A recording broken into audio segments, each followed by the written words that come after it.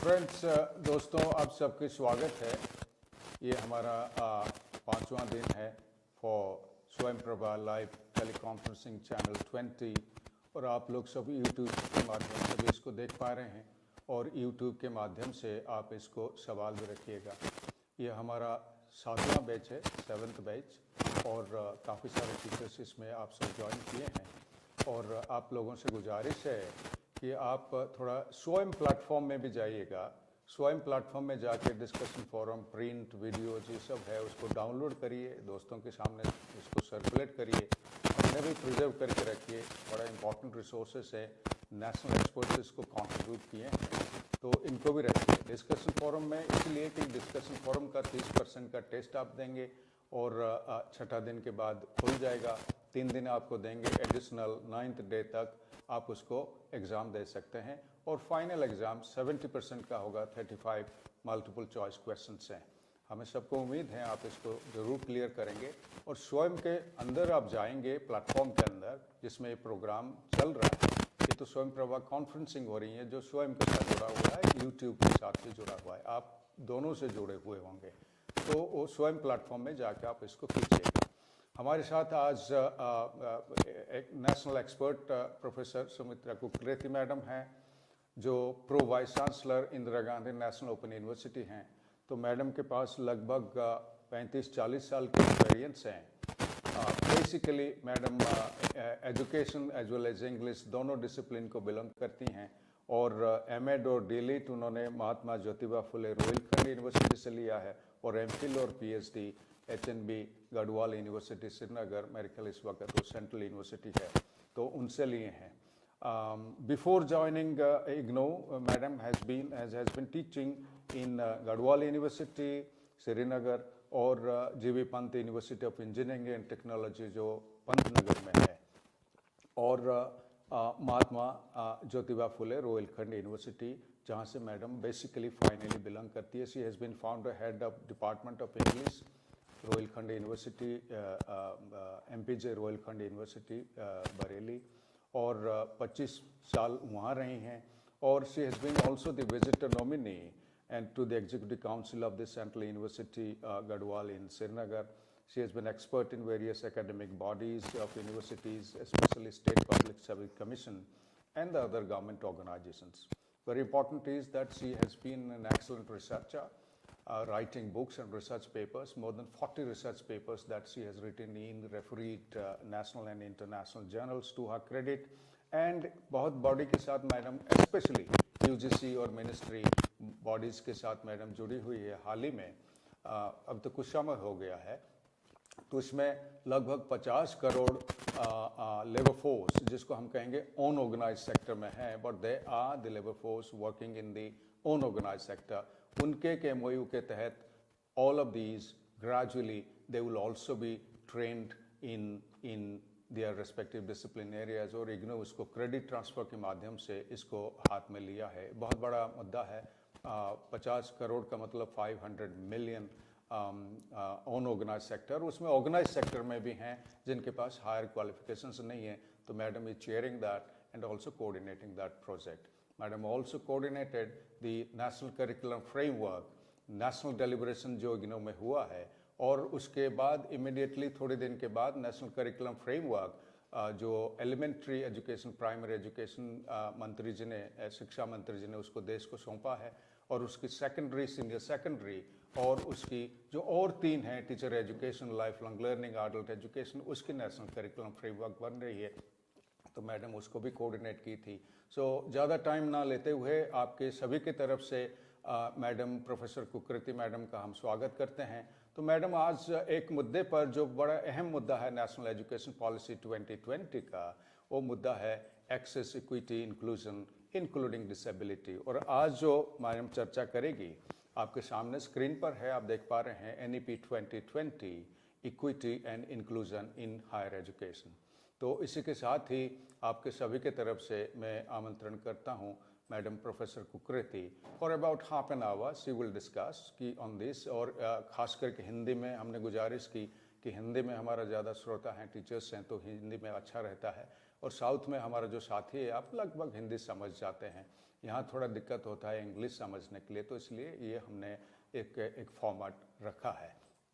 सो आपके सबके तरफ से मैडम को स्वागत है to present half an hour at least NEP 2020 के तहत equity and inclusion in higher education. Professor Kukreti madam. आप सभी लोग जो आज के सेशन में हमारे साथ जुड़े हुए हैं, मैं उन सभी को नमस्कार करती हूँ। Today we are going to discuss a very important issue, NEP 2020, Equity and Inclusion in Higher Education। और जैसे कि हम जानते ही हैं कि पिछले 2 वर्षों से अधिक समय से हम लगातार राष्ट्रीय और अंतर्राष्ट्रीय स्तर पर राष्ट्रीय शिक्षा नीति 2020 के ऊपर चर्चा करते आ रहे हैं, और इसी संदर्भ में एक अछूता पहलू आज हमने लिया है, इक्विटी एंड इंक्लूजन। हम सभी जानते हैं कि एजुकेशन, शिक्षा एक सबसे बड़ा माध्यम है जो किसी भी व्यक्ति के जीवन में आमूलचूल परिवर्तन करता है, उसके व्यक्तित्व को परिष्कृत करता है, साथ ही उसके जीवन में परिवर्तन लाता है। और शिक्षा ही एक ऐसा माध्यम है जिसके द्वारा हम सामाजिक समता और समानता को प्राप्त कर सकते हैं। और इसी संदर्भ में मैं नेशनल एजुकेशन पॉलिसी 2020 से उद्धृत करना चाहूँगी। Education is the single greatest tool for achieving social justice and equality. Inclusive and equitable education, while indeed an essential goal in its own right, is also critical to achieving an inclusive and equitable society in which every citizen has the opportunity to dream, thrive and contribute to the nation.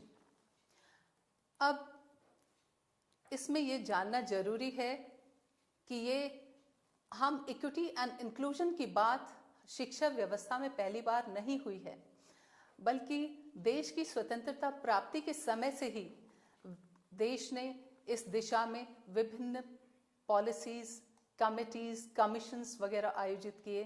चाहे हम 1968 की national education policy को लें, 1986 की national education policy लें, या हम इसके बाद 1992 का प्लान ऑफ एक्शन ले लें। इन सभी में इक्विटी एंड एजुकेशन की बात हुई है, लेकिन इस सब के बावजूद हम अभी उस स्तर तक नहीं पहुंच पाए हैं जहां तक कि हमें पहुंचना है। साथ ही जिस समय हमारा संविधान बना तो संविधान के डायरेक्टिव प्रिंसिपल्स में ही ये लिखा है that state shall endeavour to provide within 10 years from the commencement of this constitution for free and compulsory education for all citizens until they complete the age of 14 years। यानी कि स्वतंत्रता प्राप्ति के 10 वर्ष के अंदर प्रत्येक राज्य को अपने सभी नागरिकों के लिए अनिवार्य और निःशुल्क शिक्षा प्रदान करनी होगी जब तक कि वो 14 वर्ष की आयु न प्राप्त कर लें।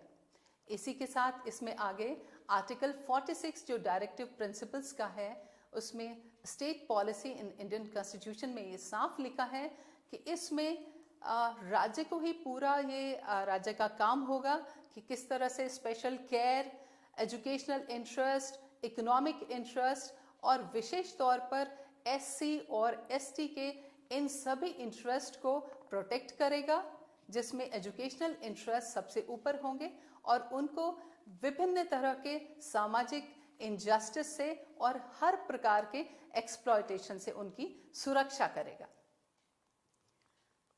लेकिन इन सब के बावजूद देश में विभिन्न प्रयास हो रहे हैं। स्वतंत्रता प्राप्ति से लेकर आज तक लगातार विभिन्न क्षेत्रों में प्रयास हो रहे हैं, पर तब भी आज अगर हम देखें तो हम पाएंगे कि ग्रॉस एनरोलमेंट रेशो इंडिया में हायर एजुकेशन में मात्र 26.3% है, जबकि USA में ग्रॉस एनरोलमेंट रेशो 88% है, UK में 61%, जर्मनी में 70%, रशिया में 85% है, और यहाँ तक कि हम 2030 में हमारा टारगेट है कि हम 50% GER हायर एजुकेशन में अचीव कर लें और उस संबंध में विभिन्न स्तरों पर प्रयास किए जा रहे हैं।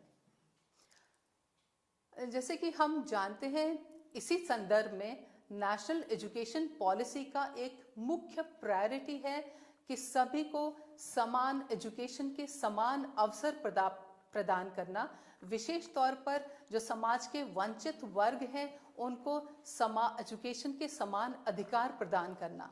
और ये पॉलिसी स्ट्रेस देती है डाइवर्सिटी, इक्विटी और इंक्लूजन पर।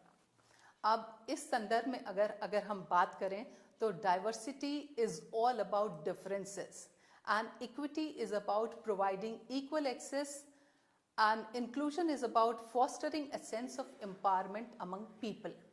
अब इसमें इक्विटी को हम इस तरह समझ सकते हैं जैसे कि एक कक्षा में 3 विद्यार्थी हैं जो कि अलग अलग हाइट के हैं और उनको एक टास्क दिया जाता है कि वो खिड़की के पास से खड़े होकर बाहर के दृश्य के ऊपर एक निबंध लिखें।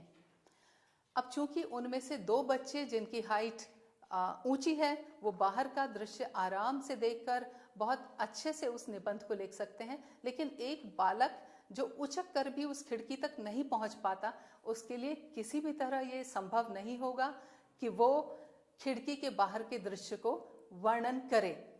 तो इसलिए यदि हम उसको एक स्टूल प्रदान करें जिसके ऊपर खड़े होकर वो आराम से बाहर का दृश्य देखे और उसके बाद उसके ऊपर एक निबंध लिखे, तो ये इक्विटी का ये मतलब है। इक्विटी का मतलब है कि जो वंचित है उसको एक समान स्तर तक लाकर समानता का अवसर देना। एनईपी ने इस विशेष तौर पर सभी इकोनॉमिकली डिसएडवांटेज ग्रुप जो हैं, जिसमें विशेष तौर पर महिलाएं, transgender, SC ST, OBC, minority भी इसमें आ जाते हैं, और वो लोग जो कि गांव से सुदूर क्षेत्रों से और सुदूर क्षेत्रों में निवास करते हैं, साथ ही डिसेबल्ड पीपल, और इन्हीं में माइग्रेंट कम्युनिटीज़ आते हैं, लो इनकम ग्रुप वाले, या वो बच्चे जो कि बहुत एक तरह से प्रताड़ित हैं, सुविधाओं से वंचित हैं, या भीख मांगकर जीवन यापन करते हैं, या किसी भी तरह से ऑर्फन हैं, चाइल्ड ट्रैफिकिंग के शिकार हैं। इन सभी को NEP के तहत क्वालिटी एजुकेशन प्रदान करने के लिए विभिन्न तरह के रिकमेंडेशंस दिए गए हैं। इसको हम इस तरह से समझ सकते हैं, सोशियो इकोनॉमिकली डिसएडवांटेज ग्रुप को हम ब्रॉडली 5 श्रेणी में विभाजित कर सकते हैं। इसमें सबसे ऊपर आते हैं जेंडर आइडेंटिटीज। इसके बेस पर जैसे महिलाएं और ट्रांसजेंडर इसमें आते हैं। दूसरे सोशो कल्चरल आइडेंटिटी जैसे कि SC ST और OBC से संबंधित व्यक्ति, स्टूडेंट्स।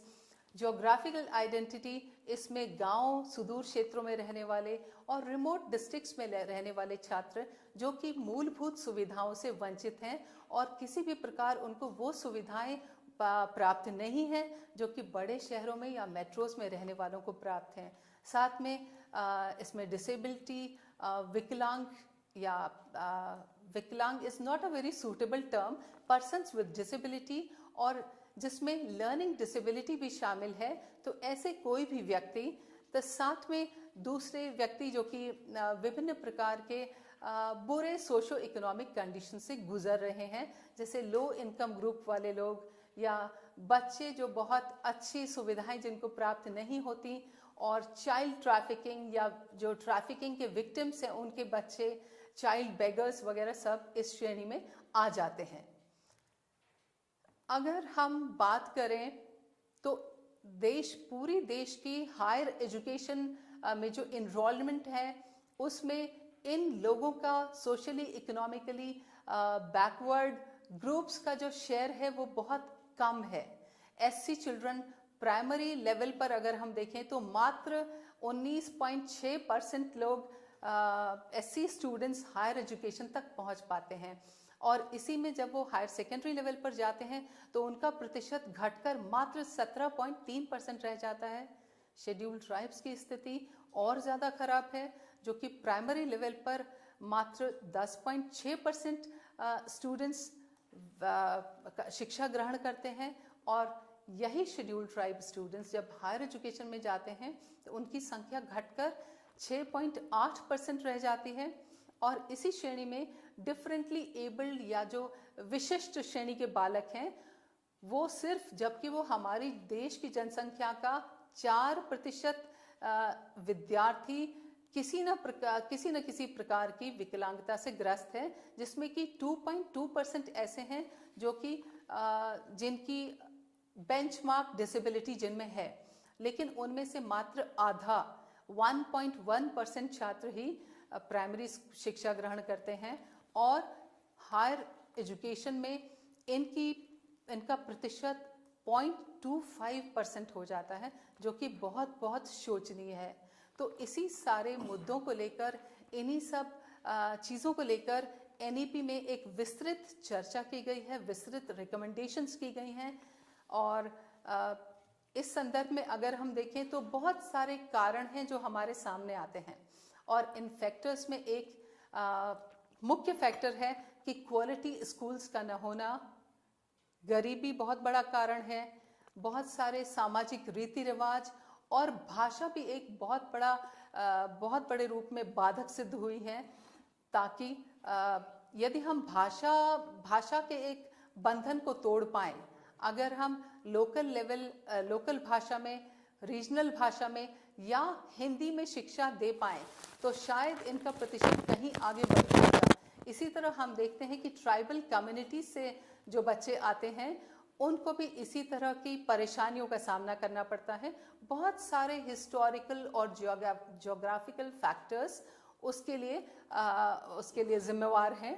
और सबसे बड़ा कारण ये है कि ट्राइबल कम्युनिटीज से जो संबंध रखने वाले बच्चे हैं वो अक्सर ये पाते हैं कि जो भी उन्हें कक्षा में सिखाया जाता है उसका उनके दैनिक जीवन से और जो जीवन वो जी रहे हैं उससे कोई भी संबंध नहीं होता, उसके कल्चर से वो पूरी तरह भिन्न होता है।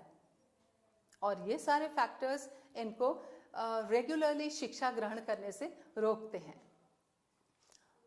अगर हम देखें तो एनईपी 2020 ने एक बहुत अच्छे गाइडलाइंस दिए हैं कि इन सब वंचित छात्रों को रेगुलर शिक्षा व्यवस्था में लाने के लिए और उनको शिक्षा के लगातार अपनी शिक्षा जारी रखने के लिए, खास तौर पर हायर एजुकेशन लेवल तक। इसमें सबसे पहले एनईपी कहता है कि इनको हमें टारगेटेड स्कॉलरशिप देनी चाहिए। समाज के इन सभी वंचित वर्ग के छात्रों को टारगेटेड स्कॉलरशिप्स। दूसरा जो बहुत इम्पॉर्टेंट एनईपी 2020 में बहुत इम्पॉर्टेंट एक मुद्दा उठाया है, उन्होंने ये सुझाव दिया है कि एक इंसेंटिव के रूप में ऐसे सभी बच्चों के पेरेंट्स के, उनके माता पिता के अकाउंट्स में कैश ट्रांसफर किया जाए, ताकि माता पिता प्रोत्साहित हों अपने बच्चों को स्कूल भेजने के लिए। साथ ही ट्रांसपोर्ट के रूप में साइकिल प्रदान करना। अभी हमारे देश के विभिन्न राज्यों ने इसमें काम शुरू किया है और उन्होंने ये पाया है कि खास तौर पर बालिका शिक्षा में ये बहुत अच्छे से इसने बढ़ोतरी दी है, क्योंकि जहाँ पर बालिकाओं को साइकिल प्रदान की गई, वहाँ पर बालिकाओं की संख्या विद्यालय में, कॉलेजेस में काफ़ी ज़्यादा बढ़ गई। साथ ही ये जाना जाता है that we have to build an ecosystem of early childhood care and education, और इसमें स्पेशल एजुकेशन जोन आइडेंटिफाई किए जाने चाहिए। स्पेशल एजुकेशन जोन वो होंगे जहाँ पर कि इस तरह, जहाँ पर SC, ST या OBC या ट्राइबल कम्युनिटीज़ के स्टूडेंट्स बहुत बड़ी मात्रा में रहते हैं। इसी के साथ ऐसे क्षेत्रों में नवोदय विद्यालय और केंद्रीय विद्यालय की तर्ज पर इस बात की आवश्यकता दी है एनईपी 2020 ने कि इन डिस्ट्रिक्ट्स में, स्पेशल एजुकेशन जोन में और इन सभी डिसएडवांटेज एरिया में विभिन्न प्रकार के विद्यालय खोले जाएं जो नवोदय विद्यालय और केंद्रीय विद्यालय के स्तर के ही हों। अब ये नई शिक्षा नीति में दो बहुत महत्वपूर्ण बिंदु उठाए हैं, जैसे कि मैं अभी बता चुकी हूँ। एक इनमें है special social educationally disadvantage group, और स्पेशल एजुकेशन जोन। देश के वो भाग जहाँ पर कि बहुत बड़ी संख्या में बहुत बड़ी पॉपुलेशन जो है वो एजुकेशनली डिसएडवांटेज ग्रुप को बिलोंग करती है, SC ST माइनॉरिटीज़ भी इसमें आते हैं, और socially poor strata of society, साथ में ट्राइब्स। तो इन सबको SEG स्पेशल एजुकेशन जोन घोषित करना चाहिए। और दूसरा, इसमें हायर एजुकेशन में इक्विटी एंड इक्वालिटी के लिए विशेष तौर पर समाज के वंचित वर्गों के लिए, गरीबों के लिए स्पेशल एजुकेशनल फैसिलिटीज़ प्रोवाइड की जानी चाहिए। साथ ही ये भी सुनिश्चित करना चाहिए कि उनको सामान्य एजुकेशन के साथ साथ टेक्निकल और वोकेशनल एजुकेशनल इंस्टीट्यूट्स भी उनकी रिक्वायरमेंट्स के हिसाब से, उनकी आवश्यकता के हिसाब से और उनकी रुचि के हिसाब से खोले जाने चाहिए। साथ ही ओपन यूनिवर्सिटीज़ इन क्षेत्रों में खोली जानी चाहिए, क्योंकि ओपन यूनिवर्सिटीज़ को इस क्षेत्र में एक बहुत आवश्यक माध्यम माना गया, जिसके द्वारा छात्र अधिक से अधिक संख्या में उच्च शिक्षा में इनरोल हो सकते हैं। ये बहुत सभी हम लोग जानते हैं, बहुत दुख की बात है, लेकिन सभी अंडर डेवलप्ड कंट्रीज़ में, डेवलपिंग कंट्रीज़ में और डेवलप्ड कंट्रीज़ में भी इकोनॉमिक डिस्पैरिटी होती है। और इंडिया में जैसे हम पाएंगे तो एक rich population of 1% has 40% of total wealth of the country, और उनके पास एक तरफ सब कुछ सुविधाएं हैं, दूसरी तरफ समाज का एक बहुत बड़ा वर्ग है जिसमें माइग्रेंट लेबर्स आते हैं, बच्चे आते हैं। ये शायद इनको 2 वक्त की रोटी भी पूरी नहीं मिल पाती। तो एक बहुत बड़ा चैलेंज, बहुत बड़ा चुनौती है इन सबको स्कूल्स की तरफ लेके आना। और इसके साथ ही उनको ये भी बहुत बड़ी चुनौती हो जाती है कि कैसे इन्हें लगातार स्कूल्स में, कॉलेजेस में बनाए रखना, क्योंकि एक बार इंसेंटिव्स मिल जाने पर ये शिक्षा में इनरोल होते हैं, लेकिन बाद में पारिवारिक परिस्थितियों के कारण इनका बहुत बड़ा संख्या एजुकेशन से बाहर हो जाते हैं, क्योंकि उन्हें लगता है कि कमाना शिक्षा ग्रहण करने से ज़्यादा ज़रूरी है। तो NEP ने इस तरफ भी विचार किया है। NEP ने इसमें एक बहुत अच्छा सुझाव दिया है। उसने कहा है कि socio economically disadvantage group inclusion fund, इस तरह का एक कॉर्पस फंड सभी क्रिएट किया जाए, जो कि एजुकेशनल इंस्टीट्यूट्स को दिया जाएगा, जिसके माध्यम से छात्रों को इन डिसएडवांटेज ग्रुप्स के छात्रों को, SC ST OBC या गरीब तबके के छात्रों को वो पैसा दिया जाए इंसेंटिव के रूप में, और वो छात्र उससे फिर शिक्षा ग्रहण कर पाएं।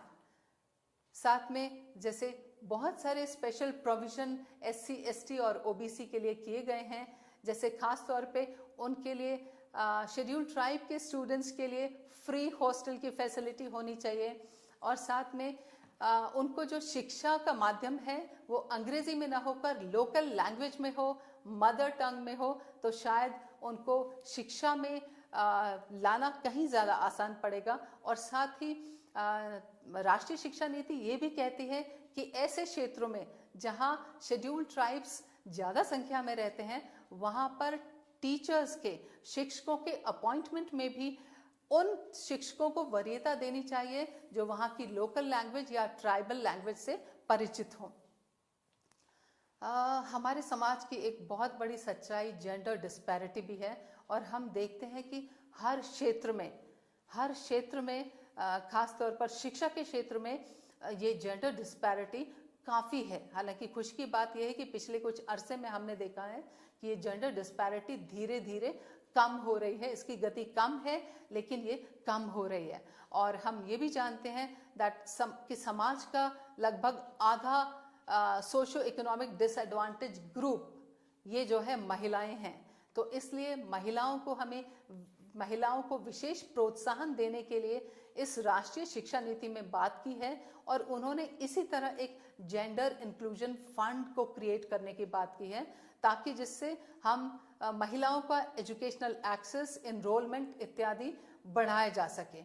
और साथ ही इस जेंडर इंक्लूजन फंड से ट्रांसजेंडर स्टूडेंट्स को भी शिक्षा में मदद मिलेगी। अब समाज का सबसे महत्वपूर्ण घटक वो है पर्सन्स विद डिसेबिलिटी। इसमें किसी भी प्रकार की डिसेबिलिटी हो सकती है, ये लर्निंग डिसेबिलिटी भी हो सकती है और ये फिजिकल एंड मेंटल डिसेबिलिटी भी हो सकती है।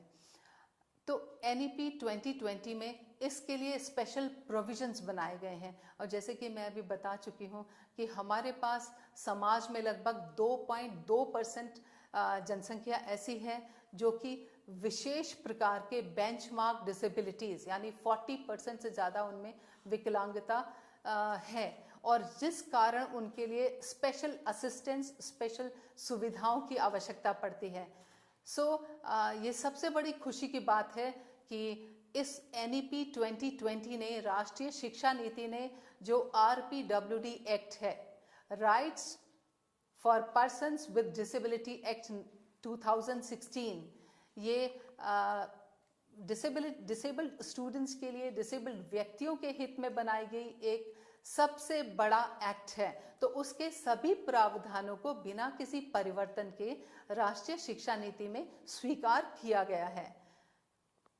इसमें उन्होंने कहा गया कि सभी बच्चे जो किसी भी प्रकार की विशेष श्रेणी में आते हैं, इन सब को पूरी तरह बैरियर फ्री एक्सेस दी जाए और साथ में जो विभिन्न श्रेणी की डिसेबिलिटीज या विभिन्न श्रेणियों के बच्चे हैं जिनकी की अलग अलग प्रकार की आवश्यकताएं हैं, विशिष्ट श्रेणी के बच्चे जिनकी आवश्यकताएं अलग अलग प्रकार की हैं, तो स्कूल और स्कूल कॉम्प्लेक्स हर तरह से उन्हें सपोर्ट करेगा, एक मैकेनिज्म बनाएगा ताकि उनको उनकी आवश्यकता के हिसाब से, उनकी ज़रूरत के हिसाब से सभी सुविधाएं मुहैया कराई जा सकें और उनके लिए शिक्षा की कॉस्ट कम की जाएगी, उनके लिए हर तरह की फीस कम की जाएगी ताकि वो हायर एजुकेशन परस्यू करने में कोई भी चैलेंज महसूस न करें।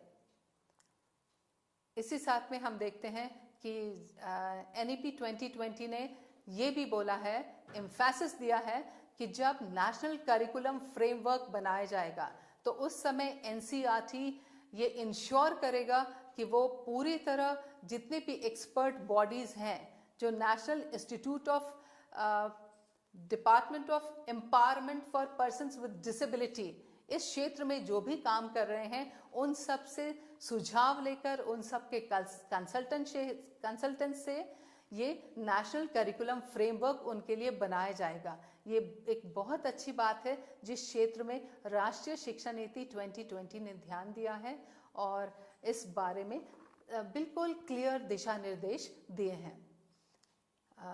अब जो rights of persons with disability act जिसका मैंने अभी जिक्र किया है, इसने विशेष इंस्ट्रक्शंस दिए हैं जिसके द्वारा विशिष्ट बच्चों की शिक्षा को हम कर सकते हैं। इन्होंने ये बताया है, इस प्रोविजन में ये है कि स्कूल में सभी छात्रों को, सभी विशिष्ट छात्रों को बिना किसी भेदभाव के एजुकेशन अपॉर्चुनिटीज और स्पोर्ट्स अपॉर्चुनिटीज, मनोरंजन की अपॉर्चुनिटीज प्रोवाइड की जानी चाहिए। साथ ही सभी विद्यालय, कॉलेज के जितने भी भवन हैं, जितने भी फैसिलिटीज हैं, सबको उनकी रिक्वायरमेंट्स के हिसाब से बनाया जाना चाहिए, व्हील चेयर एक्सेसिबल होना चाहिए और साथ ही ये भी कि जो श्रवण बाधित हैं या जो दृष्टि बाधित हैं या जिनमें ये दो तरह की विशिष्टताएं हैं, उनको उन्हीं के अनुसार उसी भाषा में या उसी मीन्स ऑफ कम्युनिकेशन में शिक्षा देनी चाहिए जिसमें कि उनके लिए सुविधा हो। साथ ही एक बहुत महत्वपूर्ण बात है, NEP ने ये भी बताया है और जो कि इस पॉलिसी में ही है कि इन डिसेबिलिटीज़ को, बच्चों की डिसेबिलिटीज़ को जितना जल्दी डिटेक्ट किया जाए उतना जल्दी उनको हम सामान्य रूप से शिक्षा प्रदान कर पाएंगे, क्योंकि जितना जल्दी ये कमियां इनकी देख पाएंगे उतना जल्दी उस दिशा में उन्हें दूर करने का प्रयास किया जाएगा। साथ ही ये भी प्रोविजन है कि इन बच्चों को ट्रांसपोर्टेशन फैसिलिटी प्रोवाइड की जाए ताकि ये सामान्य बच्चों के साथ साथ स्कूल में शिक्षा ग्रहण कर सकें। और इसी RPWD एक्ट 2016 जो कि हमारी राष्ट्रीय शिक्षा नीति ने पूरी तरह अपनाया है, उसमें यह भी कहा गया है कि जो बच्चे जिनमें बेंचमार्क डिसेबिलिटीज हैं उनको पूरी तरह ये अधिकार होना चाहिए ये चुनने का कि वो स्कूल में शिक्षा ग्रहण करेंगे या वो अपने घर में शिक्षा ग्रहण करेंगे। और अगर वो अपने घर में शिक्षा ग्रहण करेंगे तो स्कूल्स को, कॉलेजेस को विशेष मेंटरिंग के द्वारा उनको इसकी सुविधा प्रदान करनी चाहिए और उनके पेरेंट्स को, उनके गार्जियंस को उनकी शिक्षा में मदद करना स्कूल्स और कॉलेजेस का काम होगा। साथ ही इनको स्किल्स से जोड़ना भी स्कूल्स और कॉलेजेस का काम होगा। पॉलिसी प्रोविजन ये भी कहता है कि ये जो मानसिक रूप से या शारीरिक रूप से किसी भी प्रकार से अक्षम बच्चे हैं उनको पूरी तरह कॉलेजेस की रेगुलर एक्टिविटीज़ में भाग लेने के लिए प्रोत्साहित करना चाहिए और साथ में हर प्रकार की सुविधाएं देनी चाहिए। उनको जो बच्चे कॉलेज में शिक्षा ग्रहण न करके घर में शिक्षा ग्रहण कर रहे हैं उनकी शिक्षा में उनको किसी भी प्रकार का उसमें भेदभाव नहीं होना चाहिए। यानी एक बच्चा जो घर में शिक्षा ग्रहण कर रहा है और जो कॉलेज में शिक्षा ग्रहण कर रहा है, दोनों की शिक्षा का समान महत्व, समान इम्पोर्टेंस माना जाएगा। साथ ही एक बहुत बड़ा महत्वपूर्ण जो इस एक्ट ने बोला है वो ये कि NIOS ये इंश्योर करेगा कि high module of sign languages, sign language में बहुत हाई क्वालिटी के मॉड्यूल्स डेवलप किए जाएंगे और जितने भी पाठ्यक्रम हैं उनको इनकी सुविधा के अनुसार उसमें ढाला जाएगा ताकि छात्रों को उसमें सुविधा हो। जितने भी क्लासरूम्स हैं हम देखते हैं कि उनमें जो लर्निंग डिसेबिलिटीज़ वाले छात्र हैं उनको हमेशा विशेष तरह के सपोर्ट की आवश्यकता पड़ती है और विभिन्न तरह के शोध से ये सिद्ध हो चुका है कि लर्निंग डिसेबिलिटीज़ अलग अलग प्रकार की होती हैं और जितनी जल्दी उन्हें पहचाना जाएगा उतनी ही जल्दी उनके निराकरण के क्षेत्र में, उनको दूर करने के क्षेत्र में काम किया जा सकता है। तो इसलिए स्पेसिफिक एक्शन लेने की ज़रूरत है, टेक्नोलॉजी यूज़ करने की ज़रूरत है ताकि जल्दी से जल्दी उनके इस लर्निंग डिसेबिलिटीज़ को पहचाने और उनको उनकी क्षमता के अनुसार, उनको उनकी अभिरुचि के अनुसार शिक्षा प्रदान की जा सके।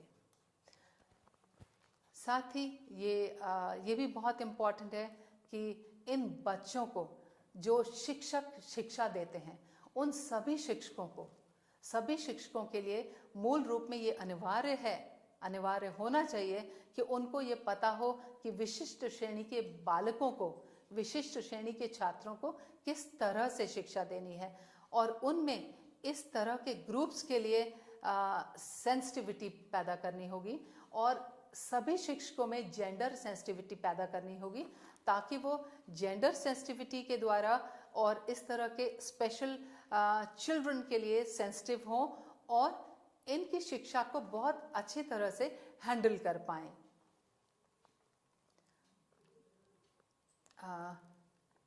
हायर एजुकेशन इंस्टीट्यूशंस में NEP ने ये भी सुझाव दिया है कि सभी छात्रों को विशेष तौर पर उनको स्कॉलरशिप्स दी जाएं, इकोनॉमिक हेल्प दी जाए ताकि ये सभी बच्चे जो सोशो इकोनॉमिक डिसएडवांटेज ग्रुप से संबंध रखते हैं या किसी भी तरह की जिनमें विकलांगता है, ये सभी इनको हम स्कूल तक ला पाएँ। और इसमें विशेष है, जैसे मैं एक बार फिर से कहना चाहूँगी, free of cost hostel facility दी जाए, टेक्नोलॉजिकल सपोर्ट दिया जाए, गाइडेंस एंड काउंसलिंग सर्विसेज इनको प्रदान की जाए।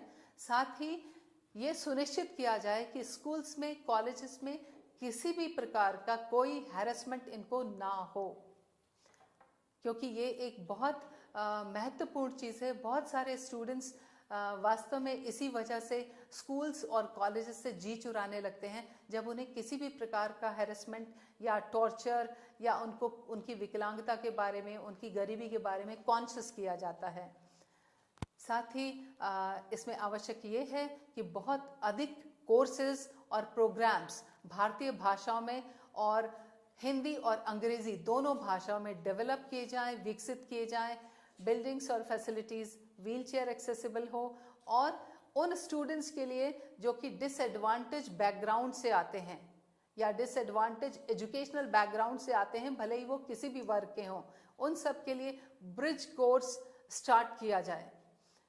यहाँ पर मैं ये बताना चाहूँगी, जैसे कि बहुत सारे शोधों में ये पाया गया है कि IITs जो ज्वाइन करते हैं उनमें जितने स्टूडेंट्स IITs की पढ़ाई बीच में ड्रॉप आउट करते हैं, उनमें एक बहुत बड़ी संख्या उन स्टूडेंट्स की होती है जो या तो समाज के बहुत गरीब वर्ग से आते हैं या जो SC होते हैं, SC ST होते हैं। उसका कारण, एक बहुत बड़ा कारण ये है कि इनको शिक्षा हिंदी में ही दी, इनकी प्राथमिक शिक्षा हिंदी में होती है। और चूंकि अभी तक NEP 2020 आने से पहले जितने भी हायर एजुकेशन इंस्टीट्यूशंस थे, उन प्रीमियर हायर एजुकेशन इंस्टीट्यूशंस में शिक्षा का माध्यम अंग्रेजी था। तो धीरे धीरे ये बच्चे शिक्षा में पिछड़ते जाते थे और एक लेवल पर आकर ये अपनी शिक्षा अधूरी छोड़ देते थे। तो यहाँ राष्ट्रीय शिक्षा नीति ने ये बहुत अच्छे से शिद्दत से महसूस किया कि जितना अधिक इनको शिक्षा में सहयोग मिले, मातृभाषा में या रीजनल लैंग्वेजेस में कोर्सेज बनाए जाएं, प्रोग्राम्स बनाए जाएं, या जो शिक्षा में पिछड़े हुए हैं उनके लिए ब्रिज कोर्सेज का निर्माण किया जाए, उतना ही वो दूसरे छात्रों के साथ बराबर से शिक्षा ग्रहण कर पाएंगे। ये राष्ट्रीय शिक्षा नीति का एक बहुत बड़ा कदम है। साथ ही ये भी महसूस किया गया कि इन सभी ग्रुप्स के स्टूडेंट्स को विशेष सोशो इकोनॉमिक और एकेडमिक सपोर्ट के साथ साथ मेंटरिंग भी प्रोवाइड की जाए। तो अंत में मैं ये कहना चाहूँगी कि ये देश की शिक्षा व्यवस्था है जो कि ये डिफाइन करती है कि आपका देश कैसा है। Whether we can call it a developed nation, under developed nation और अ डेवलपिंग नेशन। जो राष्ट्र जितना सुदृढ़ होगा उसकी शिक्षा व्यवस्था भी उतनी ही सुदृढ़ होगी। या इसको हम इस तरह कह सकते हैं कि जिस देश की शिक्षा व्यवस्था जितनी सुदृढ़ होगी, वो देश भी उतना ही सुदृढ़ होगा, उतना ही विकसित होगा। तो इसी दिशा में हम देखते हैं कि भारत में एनरोलमेंट में विभिन्न आने वाली विभिन्न बाधाएं, इन सब बाधाओं को राष्ट्रीय शिक्षा नीति ने पहचाना है और उसमें इन सब के ऊपर फोकस करते हुए विभिन्न स्तरों पर इसके पहचान के बाद इसके निराकरण के लिए विभिन्न दिशा निर्देश दिए हैं। आज आवश्यकता इस बात की है कि सभी शिक्षक और सभी शिक्षण संस्थाएं इस बात को समझें, इस बात को गंभीरता से लें और उस दिशा में अपना कार्य प्रारंभ कर दें। और इसी तरह अगर हम बहुत गंभीरता से सोशो इकोनॉमिकली डिसएडवांटेज ग्रुप के लिए और PWD के लिए जो भी उनको equitable and inclusive education provide करने के लिए राष्ट्रीय शिक्षा नीति में जितने भी प्रावधान दिए गए हैं, अगर हम गंभीरता से उनको अपनाएंगे तो वास्तव में बहुत जल्दी हम अपने देश का GER 50% बढ़ाने में, जैसे कि 2030 तक अभी टारगेट है, हम वास्तव में इस दिशा में सफल होंगे और हमारा देश भी बहुत तेजी से एक देश विश्व के सबसे संपन्न, सबसे सशक्त राष्ट्र की कतार में खड़ा होगा। धन्यवाद, नमस्कार।